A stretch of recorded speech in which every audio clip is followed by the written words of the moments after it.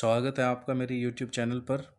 आज हम शिक्षा मनोविज्ञान में उपयोग की जाने वाली कुछ विधियों के बारे में पढ़ेंगे। उनमें से सर्वप्रथम विधि है इंट्रोस्पेक्शन मेथड। अच्छा, इन विधियों का हम अध्ययन क्यों कर रहे हैं यहाँ पर? Why we are learning about these methods? क्योंकि हमें बच्चे के अंदर बदलाव लाने के लिए एक टीचर को स्किल्ड होना पड़ता है। उसको वेरियस मेथड्स मतलब उनकी नॉलेज लेनी पड़ती है कि कैसे हम बच्चे के जो व्यवहार है उस वो कैसा व्यवहार है, सिचुएशन में क्यों ऐसे एक्ट कर रहा है, वो हमें डाटा लेना होता है ताकि हम उसके बिहेवियर को चेंज कर सकें।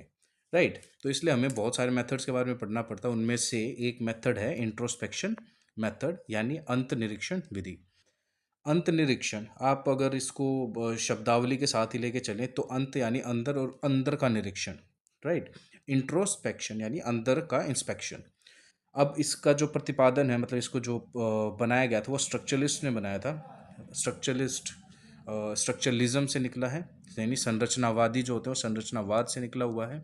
इसको फाउंड किया था विलियम वुंट ने और इसको पॉपुलराइज किया था एडवर्ड टिचनर ने। स्ट्रक्चरलिस्ट क्या होते हैं? वो एक जो हमारा दिमाग होता है उसके अंदर उसको ना ऐसे मेजरेबल कंपोनेंट्स यानी जिसका हम माप कर सकें, इस प्रकार के कुछ कंपोनेंट्स में विभाजित कर देते हैं। जैसे आपने किसी चीज़ को आपने कुछ महसूस किया, आपने उसकी एक पिक्चर बनाई, फिर आपके अंदर क्या सेंसेशन आई। तो इस टाइप का आपने एक स्टेज वाइज आपने एक एनालिसिस किया। तो स्ट्रक्चरलिज्म में यही है, वो एक स्ट्रक्चर के अकॉर्डिंगली करते हैं, अपने स्टडीज़ को आगे लेके जाते हैं।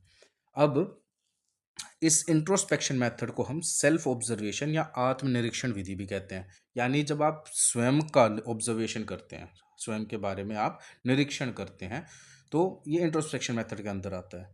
मेथड ये बहुत हिस्टोरिक है, ये काफ़ी टाइम से चला आ रहा है, मतलब इसका हिस्टोरिकल वैल्यू बहुत ज़्यादा है। ठीक है, और बहुत सारे सर्वेज आपने देखा होगा जो आपको कहीं पर भी आपसे पूछा जाता है कि सर आपको कैसा लगा। This is all introspection method. आप ये सर्वे लीजिए, आपको अब कैसा लग रहा है आप बताइए, आप ये खा के देखिए। एवरीथिंग जो भी हम कहीं पे भी ये अपने पर्सनल एंड पे जो हम आंसर्स करते हैं वो हमारे इंट्रोस्पेक्शन मेथड के अंतर्गत आता है। इस मेथड को बहुत ज़्यादा यूज़ किया गया है हिस्ट्री में। इसके मेरिट्स सब देख लेते हैं। सबसे पहले एक सरल विधि है, मतलब बहुत इजी है। आपने कुछ फील किया, आपने उसके बारे में बता दिया। ये बहुत कम समय लेती है, आपको कोई सेटअप नहीं करना है, कोई इंटरव्यू वाला टाइप कुछ पेपर वेपर लेके नहीं बैठना है, रिकॉर्डिंग नहीं करनी है, इस टाइप की कुछ भी नहीं है। आपको जो फील हो रहा है आपको बस वो बताना है। राइट, ये अधिक विश्वसनीय है, दिस इज हाईली रिलायबल। क्यों?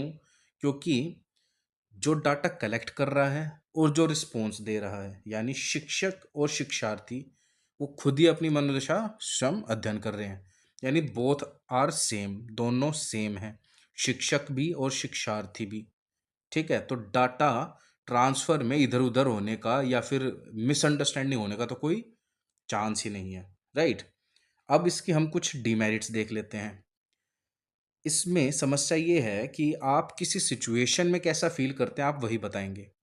अब उस समस्या में जो आप फ़ील कर रहे हो, उस भाव में आप जो फ़ील कर रहे हो, जब उसका आप निरीक्षण करोगे, आप अपने बॉडी के ऊपर या माइंड के ऊपर आप उसका जब निरीक्षण करके आप एक कंक्लूड रिज़ल्ट निकालने लगोगे, तो आपकी मनोदशा बदल जाती है। अगर आज जैसे आपको गुस्सा आ रखा है, आप देखोगे मेरे को गुस्सा आया है, लेकिन अब हाँ, गुस्सा आया है, मेरे को पसीना आ रहा है, मेरा बीपी वो एक्सप्लोड कर रहा है, एकदम बढ़ गया है बीपी ज़्यादा, मेरी जो मसल हैं, नर्व्स हैं वो टाइट हो गई हैं। अब आप जब उसको देख रहे हो तो आपको गुस्सा तो वहाँ से आपका शिफ्ट हो गया ना माइंड, गुस्से से आपको जो एक भाव था गुस्से का वो ख़त्म हो गया। तो इस विधि में समस्या ये आ जाती है कि आप एक सिचुएशन में ज़्यादा समय तक नहीं रह सकते ताकि आप उसको लॉन्ग टर्म के लिए एनालाइज कर पाएँ। आपको आया गुस्सा, आपने एक बार देखा मोमेंट्री, फिर आप उस गुस्से की भावना से निकल चुके हैं। तो ज़्यादा लंबा अब 10 मिनट तक सेम भावना थोड़ी रहेगी जैसे ही आपका माइंड चेंज हुआ। राइट, एक इसकी डीमेरिट है, ये लंबे टाइम तक नहीं चल पाता। दूसरा, ये मंद बच्चों के लिए उपयोगी नहीं है। जो CWSN बच्चे होते हैं, जो मानसिक रूप से मैं कहूँगा कि बढ़िया एक विश्लेषण नहीं कर पाएंगे,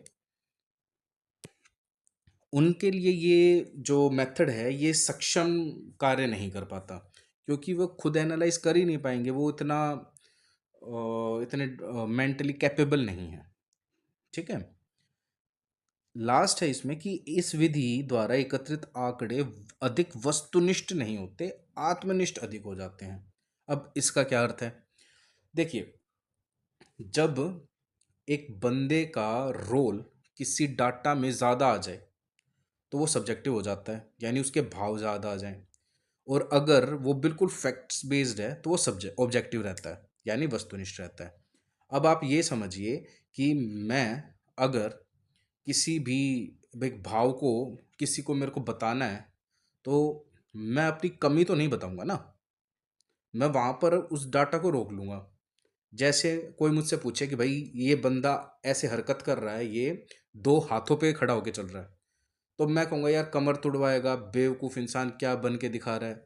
अब ये चीज़ें तो मैं अपने अंदर रख रहा हूँ।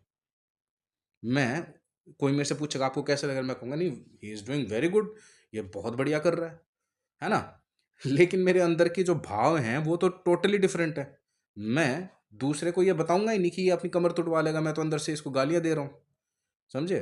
तो मेरे भाव प्रभावी हो गए हैं, इसलिए सब्जेक्टिव ज़्यादा हो गया है, यानी आत्मनिष्ठ हो गया है।